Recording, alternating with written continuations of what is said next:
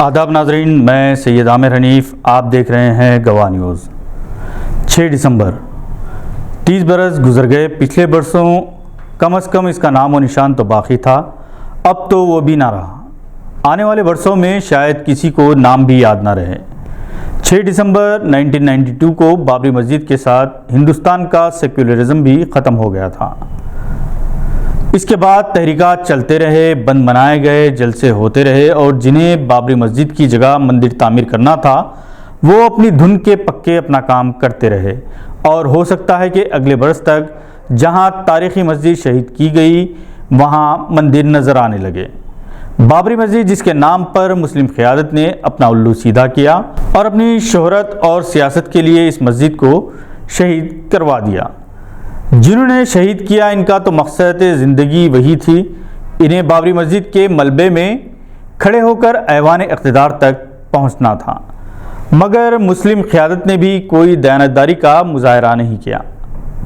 کس کس کا نام لیں، اور اب کسی کا نام لے کر فائدہ بھی کیا؟ بیشتر کو تو اللہ تعالیٰ نے اپنے پاس بلا لیا اور یقیناً اپنا حساب کتاب دے رہے ہوں گے۔ نئی نسل ایک بابری مسجد ہی کیا مسلمانوں کی تاریخ سے زیادہ تر واقف نہیں ہے۔ سرکاری سطح پر تاریخ کو آہستہ آہستہ مسخ کیا جا رہا ہے، بدل دیا جا رہا ہے۔ یہ ہماری ذمہ داری ہے کہ ہم اپنی آنے والی نسلوں کو اپنے ماضی سے واقف کروائیں۔ انہیں یہ معلوم ہونا چاہیے کہ 1857 اور 1947 میں ہی ہم نے اپنی جان و مال کی قربانی نہیں دی، بلکہ 6 دسمبر سے پہلے اور اس کے بعد بھی قوم کے سچے مجاہدین نے اپنی جان کی قربانی دی، جیلوں میں برسوں گزار دیے، خاندان بکھر گئے، بچے باپ کے ہوتے ہوئے یتیموں کی زندگی گزارتے رہے۔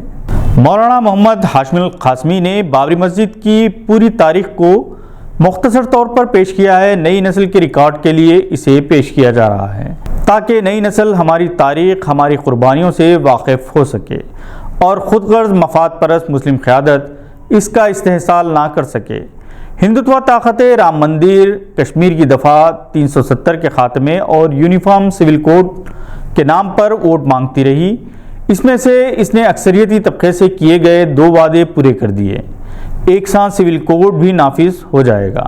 جب کبھی ہندوتوا طاقتیں یہ نعرہ لگاتی، ہماری قیادت بڑے دعوے سے کہتی کہ ہم جان دے دیں گے مگر بابری مسجد پر آنچ آنے نہیں دیں گے۔ ایک ساتھ سول کوڈ نافذ نہیں کیا جا سکے گا مگر وہ بھی ہو جائے گا۔ بہرحال بابری مسجد مغلیہ سلطنت کے بانی بابر کے دور میں اودھ کے حاکم میر باقی نے 1528 میں تعمیر کروائی تھی۔ 1949 تک یہاں 5 وقتہ نماز ہوتی رہی۔ 1949 میں چوری سے مورتیاں رکھ دی گئی۔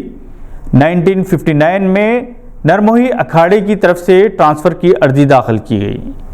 1961 میں یو پی سینٹرل بورڈ نے بھی بابری مسجد کی ملکیت سے متعلق عرضی داخل کی۔ 1986 میں بابری مسجد ہندو عقیدت مندوں کے لیے کھول دیا گیا اور اسی سال برساتی مینڈکوں کی طرح نئے نئے مسلم قائدین پیدا ہوئے۔ 1990 میں اڈوانی نے رتھ یاترا شروع کی اور پورے ملک میں تشدد، فسادات کا ماحول پیدا کیا گیا۔ 1991 میں رتھ یاترا کی بدولت اتر پردیش میں بی جے پی کا اقتدار آیا اور سارے ملک سے مندر کی تعمیر کے لیے اینٹیں روانہ کی جانے لگیں۔ ہندو سرمایہ داروں نے سونے کی اینٹیں تک بھجوا دی۔ 6 دسمبر 1992 کو کار سیوکوں نے بی جے پی، ہندو پریشد، بجرنگ دل کے قائدین کی نگرانی میں مسجد کو شہید کر دیا۔ بابری مسجد شہید کی جاتی رہی۔ اس وقت کے وزیر اعظم نرسمہا راؤ چین کی نیند سوتے رہے۔ بابری مسجد کی شہادت کے بعد 1993 میں ممبئی بم دھماکے ہوئے۔ اس کے بعد ممبئی کی تاریخ کے بدترین فسادات ہوئے۔ کئی مسلمانوں کا قتل عام ہوا، بے شمار لوگ جیلوں میں سڑائے گئے۔ ممبئی فسادات کے لیے سری کرشنا کمیشن قائم کیا گیا تھا۔ کمیشن نے شیو سینا کو ان فسادات کے لیے ذمہ دار ٹھہرایا تھا، جبکہ سی بی آئی نے اپنی رپورٹ میں کہا تھا کہ بابری مسجد کی شہادت کا انتقام لینے کے لیے بم دھماکے کروائے گئے۔ بابری مسجد کی شہادت کی تحقیقات کے لیے کئی کمیشن قائم کیے گئے، کئی کمیشن قائم ہوئے، مقدمات چلے اور پھر 2019 میں نریندر مودی نے وزیر اعظم کی حیثیت سے مندر کی تعمیر کے لیے بھومی پوجا کی۔ 70% مندر کی تعمیر ہو چکی ہے۔ 2024 کے الیکشن تک اس کے دروازے ہو سکتا ہے کھول دیے جائیں گے۔ 6 دسمبر 1992 سے 6 دسمبر 2022 تک کئی مرحلے آئے۔ اسی دوران ہندوستانی مسلمان آزمائشی دور سے گزرتے رہے۔ آنے والا دور بھی آزمائش کا ہوگا۔ مسلمانوں کی بدقسمتی ہے کہ سیاسی اور مذہبی قیادت بے دم ہے۔ آپسی گروہ بندیاں، ایک دوسرے سے رساکشی، شہرت اور دولت کے لیے پوری قوم کو داؤ پر لگا دیا۔ نام نہاد سیکولر وکیلوں کی خدمات حاصل کی۔ کیا کوئی مسلم وکیل مسجد کے خلاف اور کوئی ہندو وکیل مندر کے خلاف مقدمہ لڑ سکتا ہے؟ عدالتوں میں ہمارے سیکولر وکیلوں نے بڑا اچھا سبق سکھایا۔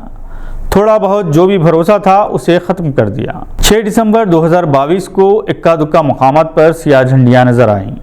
آنے والے برسوں میں یہ مجاہدین بھی باقی نہیں رہیں گے اور یوم سیاہ کے تصور کو بھی ختم کر دیا جائے گا۔ آج کے بلیٹن میں بس اتنا ہی۔ مزید معلومات کے لیے پھر سے حاضر ہوں گے، تب تک کے لیے اجازت دیجیے۔ خدا حافظ۔